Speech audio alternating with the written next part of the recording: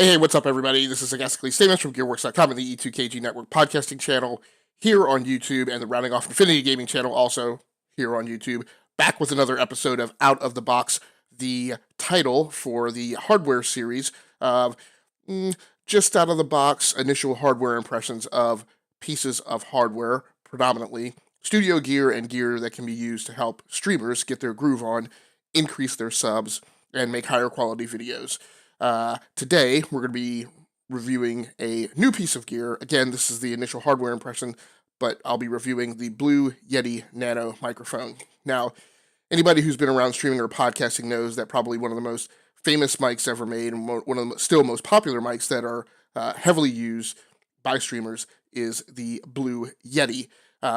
However, in my opinion, the blue Yeti was slightly problematic in just that the base of it tended to transfer any vibration of the desk that you were on, including fan spinning and any minor vibration that was going on. So it had a tendency to transfer this kind of low sort of rumble and a little bit of background noise and vibration. The Blue Yeti Nano is a little bit smaller. It goes on a desk a little easier. It's a little easier to accommodate in your streaming setup or your podcasting setup. I picked this up from Amazon a couple of weeks ago. It still goes for about $100, which is about what I paid for it, which, depending on where you find the Blue Yeti, when the Yeti first came out, it was about twice that much. You typically find it for about somewhere between $130 and $150 today.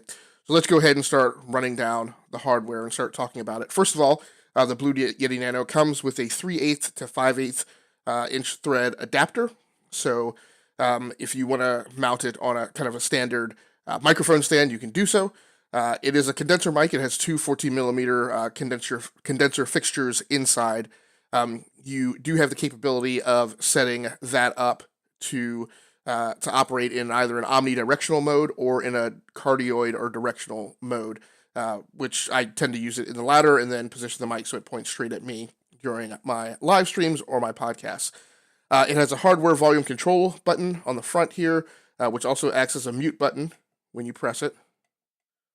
The problem with this volume button is that it doesn't have any graduated lines around it, so it's not like you set it 1 to 10, and it rotates to infinity. So unless you have the Blue Yeti app up, which is called Sherpa, which I'm not sure is the most politically correct term to use for your software application in this day. I have friends from Nepal, and I had been advised not to just throw the term Sherpa around willy-nilly. At any rate, it is called Sherpa. You do have to have a software application. The thing I don't like about it is that seems to be the only thing you can use to configure and manage the microphone for certain settings.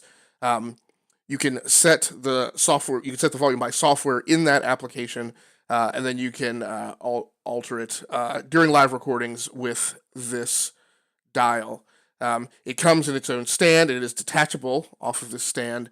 You can tighten this down to fix it in place, or allow it to rotate. It's a fairly nice stand. Again, it's not quite as sturdy as the Yeti, but I definitely don't feel like a microphone stand that needs to be that sturdy. What I really like about this one is it suspends it kind of up in the air, gripped by these two arms, and it's not as heavy as the Yeti, so I'm hoping that it doesn't carry through vibrations as much as the full-size Yeti does. It comes in 4 different colors, which are pretty cool. This is the red onyx one. It also comes in Cubano gold, shadow gray, and vivid blue. On the bottom of the microphone, you have a headphone port and the micro USB port, and then you have the thread for mounting it onto the adapter or directly onto a stand. The thing I don't like about the cable that it came with, which is this one right here, is that it's not braided, so it just feels kind of like a slightly lower quality than I would hope. Again, you're paying $100 for a microphone. I kind of wouldn't have minded a braided cable. To be truthful, this isn't quite my out of the box. It's actually I've actually already started testing this to a certain extent. I haven't gotten those videos posted to YouTube, and apparently YouTube is flaking out. The internet tells me tonight, so it probably won't get posted right away. but I do have a couple live streams that I also recorded locally that has the audio quality. An example of the audio quality there for you to listen to.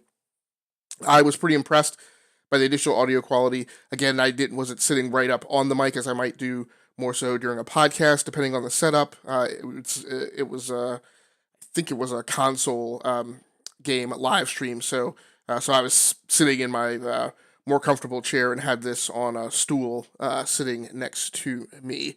So and here is where you have the push button to adjust the pattern from cardioid to omnidirectional with indicator lights on the back. You do kind of get this nice blue um, imprinted emblem on the stand. Sorry, it's really late here. But overall, I'm really happy with the Blue Yeti Nano. Quite honestly, again, I've got to do a little more testing. But if I had to recommend a mic for somebody getting into streaming or getting into podcasting right now, it would be this one. Really in that realm, you would either look for something like this, the original Blue Yeti, possibly the Razer Sirene Elite, or an XLR microphone, all of which I think would kind of be a little bit more expensive than this and might not work as well as an all-around microphone in a lot of different situations. So I strongly recommend that you take a look at this microphone if you're considering making a purchase. While I have it under review, just listen into the live streams and keep an eye out for when I'm actually using it for testing and make a determination on whether or not you like the audio quality yourself. That's going to do it for me for this episode of Gearworks.com presents Hardware Out of the Box. Once again, my name has been Agaskally Stamus from the E2KG Network podcasting channel, Gearworks.com, and the Rounding Off Infinity gaming channel on YouTube, and also the Rounding Off Infinity page on Facebook, which is where I'm doing my live streams this month. So thanks so much for anybody who joins in, or swings by rather, to take a look at this video in its archive format. And if you have any questions, or if there's any type of specific testing that you'd like me to do while I'm conducting the long-term review, please don't hesitate to ask. Thanks so much for joining in. Until I see you next time, happy hunting and take care. Be safe out there. I'm out.